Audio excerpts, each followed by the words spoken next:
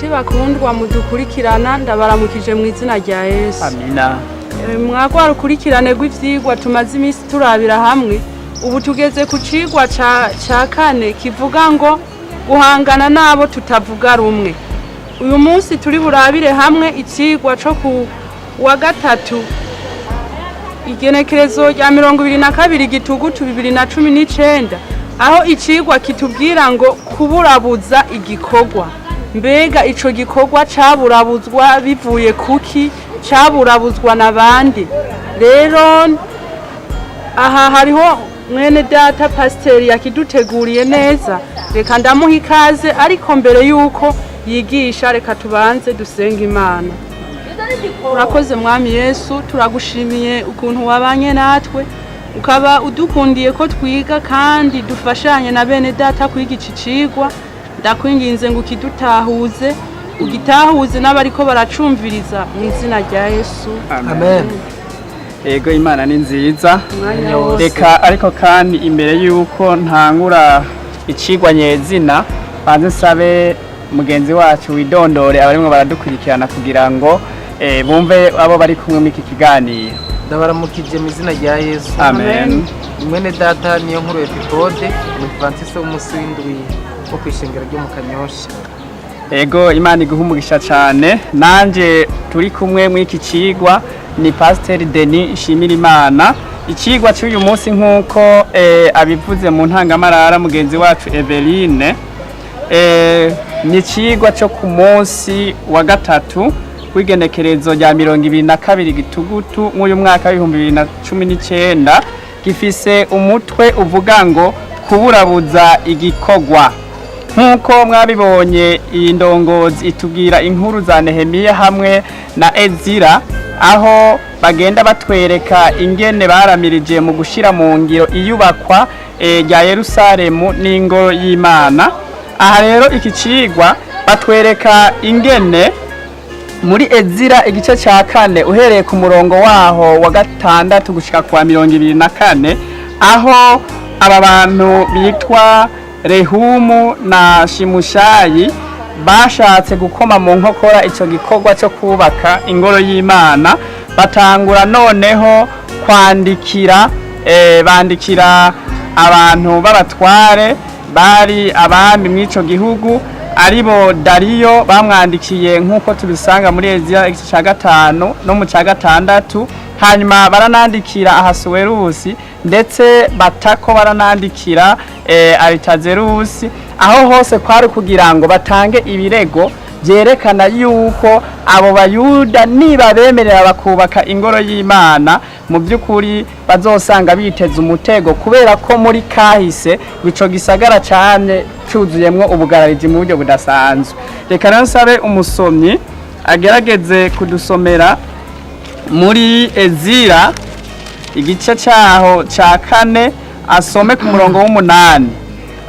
Ezira igice ca kane umurongo w'8 haravuga ngo Rehumu umujanama na Shimushayi umukarani bandikira uwo mwami Aritazerusi icete, barega abi Yerusalemu muri ubu buryo. Mbere Rehumu wa mujanama na Shimushayi umukarani bafatanya kucandika na bagenzi babo bandi b'Abisirayeli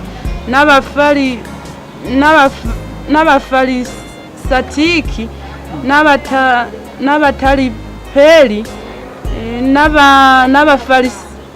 n'abafarisiti n'abarikevi n'abanyababuloni n'abashushanki n'abadehayi n'aberamitsi.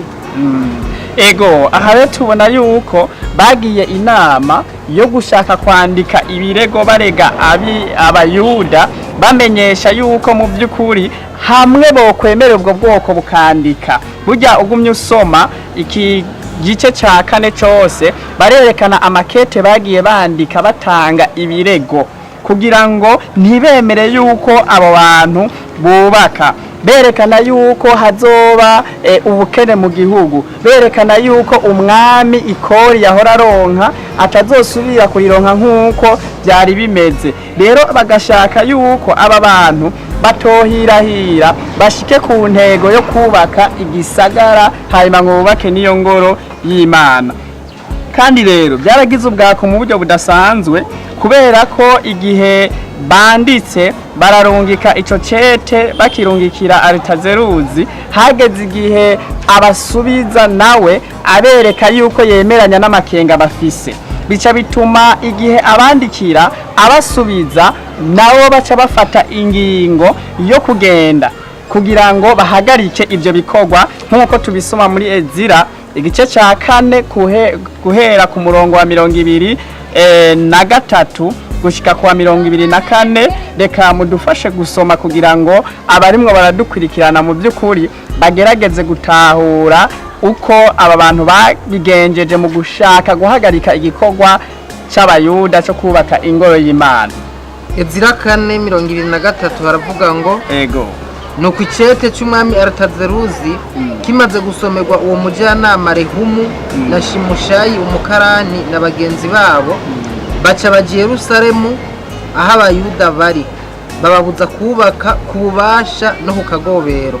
Nuko igikorwa cy'ingoro y'Imana iri Yerusalemu barakireka gushitsa mu mwaka ugira kabiri Dariyo umwami w'Ubuperesi ari ku ngoma. Ego Imana iguhumugisha cyane. Murumva yuko inyuma yaho Aritazerusi yandikiwe ico cete abwirwa ibirego bidasanzwe ku ngaruka izoba hamwe bo ronka uburenganzira bwo kubaka ico gisagara cya Yerusalemu n'ingoro y'Imana, hageze igihe hafatwa ingingo ryo guhagarika bukwi na bukwi ico gikorwa, kandi ivyo byarashitse. Hari ikintu rero ngaha gitangaje, aba bayuda hageze igihe bacika intege bamaze kuremerwa n'aba bategetsi bo hakurya y'uruzi, kugeza yaho nabo nyene badendebukirwa barahagarika igikorwa. Aha rero muri paragrafe mw'iki cigwa, iyi paragrafe ya nyuma baratumenyesha yuko bigaragara yuko abayuda bobo baciye bahagarika, ariko kandi ngo mu gihe hadutse kutumva kumwe mu nzira yo gukora ibikorwa twizeye Imana, ntitwari dukwiye guta ibyizigiro. Nubwo byari bimeze uko, bari kubandanya bizigiye yuko itegeko ryo kubaka ingoro y'Imana atahandi ryavuye ariko Uwiteka. Gutyo rero ntibace bafata ingingo yo guhagarara, ahubwo bakamenya yuko bari kumwe n'umunyankomezi, uwo nyene akaba ariwe bashoboza guhangana n'aba bantu mu kubandanya bubaka ingoro y'Imana. Aha rero hariho amajambo nifuza yuko twotahura kugira ngo tuzirikane. Ahavuga ngo ubwoba burashobora gutuma ubwenge bwacu buhungabana, maze ivyiyumviro byacu bigahindukirira ukwihebura no gutakaza ivyizigiro mu gushingo cyo guhanga amaso ku bushobozi bw'Imana. Murumva yuko ubwoba ari bubi. Iyo rero twagize ubwoba mu mitima yacu tubitewe n'ibitero bitandukanye Satani agerageza kudutera, birashobora kudukura ku kwizigira ubushobozi bw'Imana, kutyo tukacika intege ugasanga turimo turakora ibitandukanye n'ubugombe bw'Imana, nk'uko abayuda byagenze kubwo gutega ubwoba n'aba bantu batashima ko bubaka ingoro, gutyo barahagarika igikorwa. Siko rero nk'abantu b'Imana bikwiye kumera no guhangana. Iki kintu carashikiye na Yohana igihe ari mwibohero, amaze gutuma ko ubufasha buvuye kuri Kristo.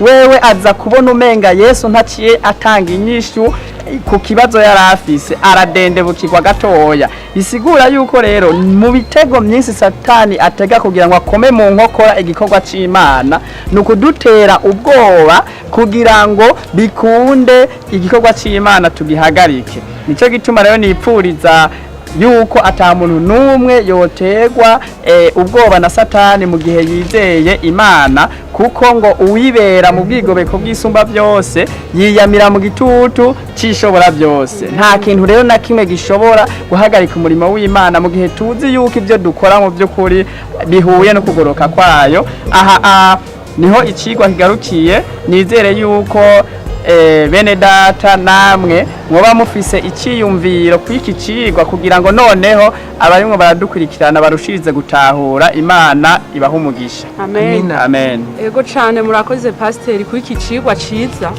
Nanje iki cigwa igihe nariko ndaciga numvise koko ko hariho ububasha kandi hariho ubushobozi bwo kwizera Imana kurusha uko wohanga amaso ku bantu.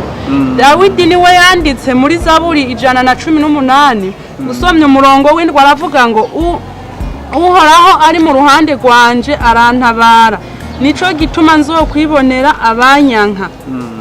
Umurongo w'umunani yavuze ngo kugira uhoraho ubuhungiro kuri n'ikimazi kuruta kwizigira abantu, kugira uhoraho ubuhungiro kuri n'ikimazi kuruta kwizigira abahambaye. Amina. Aba bayuda ikintu catumye igikorwa cabo gikomwa mu nkokora mbere bigatuma bahagarika nuko batinya abantu. Ijambo ry'Imana yavuga ngo ntimugatinya abantu. Rero bo bari bahanze amaso abantu, bakura amaso yabo ku bushobozi bw'Imana, maze bamaze kubona ba bantu bari bizigiye ko aribo bazobashigikira atari ko bigenze, ahubwo bahindutse ababagwanya mu gikorwa baca baterwa n'ubwoba barahagarika. Rero iyo turi natwe mw'iki gikorwa twari dukwiye guhanga amaso kuri Kristo tukizera amasezerano, kuko bari bafise amasezerano abereka yuko ari ngombwa iki gikorwa bagiherahetse, ariko bakura amaso ku masezerano, bibagira amasezerano bakura amaso kuri Kristo, bibatera gusubira inyuma. Imana idufashe natwe iyo ko turi mu rugendo duhanga amaso ku wasezeranye kugira ngo dushike aho yadusezeraniye mu izina rya Yesu. Amen. Murakoze. Jewe n'umwami w'abami umuamperere atwara ibihugu byinshi, niwe bandikiye bagerageza kumubwira amajambo y'ukuntu bimeze, biraboneka yuko yaciye afata ingingo ihuye n'igisabo bamusabye yuko Yerusalemu ihagarikwa kubakwa.